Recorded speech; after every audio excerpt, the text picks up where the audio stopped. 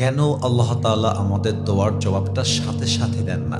আল্লাহ তো চাইলে সঙ্গে সঙ্গে দোয়া কবুল করতে পারেন। প্রথম কথা হচ্ছে আল্লাহ সুবহানাহু ওয়া তাআলা knows about the best time, which time is perfect for you. আল্লাহ তাআলা সঠিক সময়টা জানেন যে আসলে আমার বান্দার জন্য কোন সময়টা সবচাইতে বেস্ট হবে, কখন দিলে বান্দার জন্য সেরা হবে, যা আমরা অনেক সময় বুঝে উঠতে পারি না।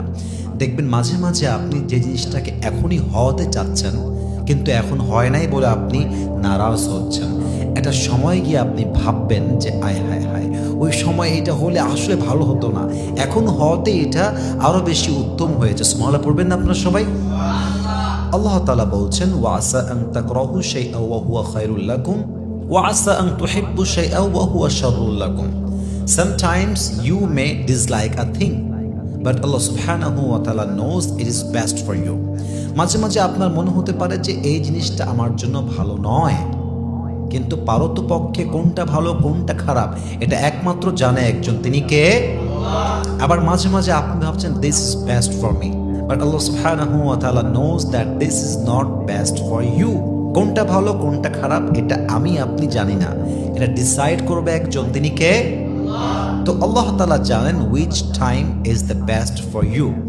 সো আল্লাহ তাআলা দোয়া কবুল করছেন না মানে ব্যাপারটা দোয়া কবুল করবেন না তা নয়, বরং কোন টাইমটা বেস্ট, কোন সময় দিলে আপনার লাভ হবে এটার জন্যই আল্লাহ তাআলা মূলত সঙ্গে সঙ্গেই দোয়ার জবাবটা দেন না। পড়েন সবাই সুবহানাল্লাহ। 2 নাম্বার, মাথায় রাখবেন দোয়ার জবাব যদি সাথে সাথে কবুল না হয় মাথায় রাখতে হবে যে আল্লাহ তাআলা ডিলেই করেন বাট ডিনাই করেন না। এর অর্থ হচ্ছে আল্লাহ দেরি করান বাট আল্লাহ দোয়াটাকে কবুল করেন নাই, ব্যাপারটা এরকম না।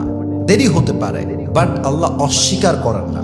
মাথায় রাখতে হবে কখনো কখনো বান্দা দোয়া করার সাথে সাথেই পেয়ে যায়, কখনো বান্দা দোয়া করার পরপর পায় না, দেরিতে পায়।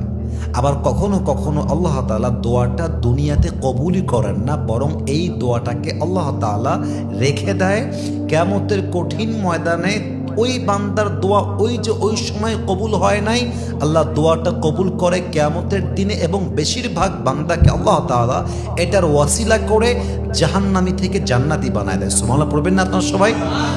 তো আপনার দোয়াটা কবুল হতে ডিলেই হতে পারে, বাট এটা ডিনাই আল্লাহ করেন নাই, এটা আল্লাহ আপনাকে একদিন না একদিন দিবেন। বলেন সবাই ইনশাআল্লাহ।